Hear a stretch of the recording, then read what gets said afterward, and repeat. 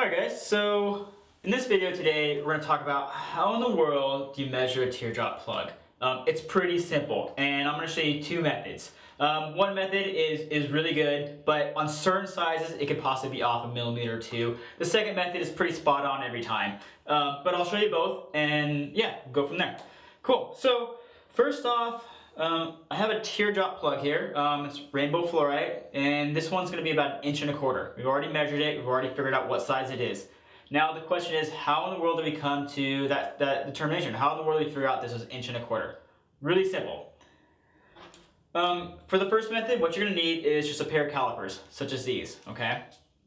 All you're going to do, you're going to measure top to bottom, wearable surface, side to side, wearable surface.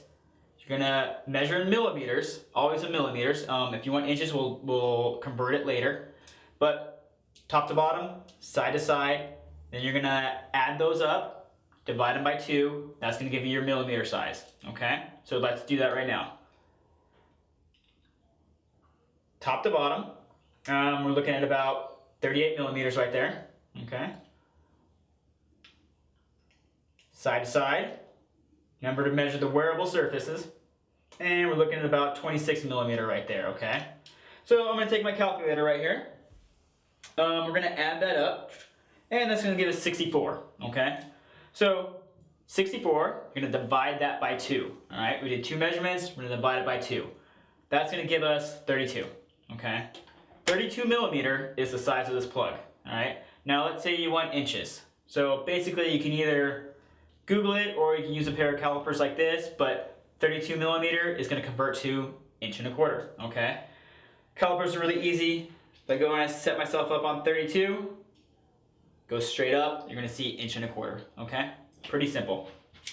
All right, so that's our first method. The only problem with that method is every once in a while you hit a size, so it's just going to be off by a millimeter or two, so you're not going to get that accurate of a measurement sometimes. Usually though, it's pretty good. Second way, you're going to need piece of paper, just as such, okay? And what you want to do is you want to cut a strip of this paper off. And the strip of the paper is what you're going to use to wrap around the wearable surface of the plug, okay?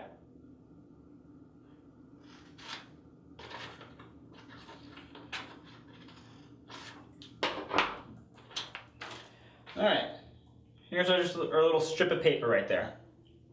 So what we'll do is we're going to wrap this thing all the way around the plug. And right where it starts to overlap, I want to put a little black line.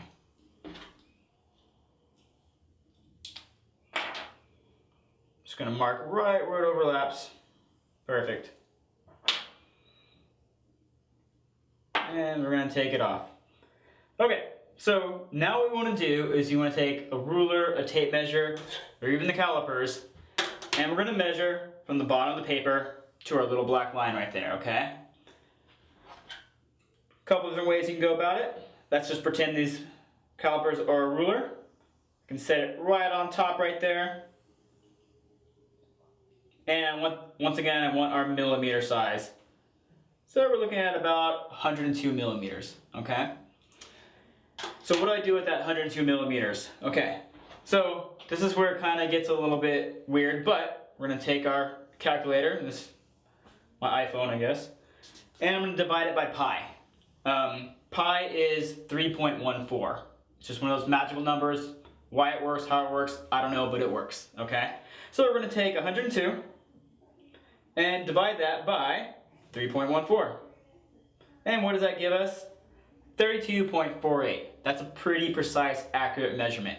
From there, you're going to round down to 32 millimeter. What is 32 millimeter? 1.25 inches. Pretty simple, okay?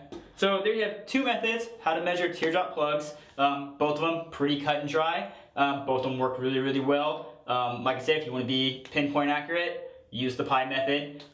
If you just want something really quick and you have a pair of calipers, then use the first method. Okay, great.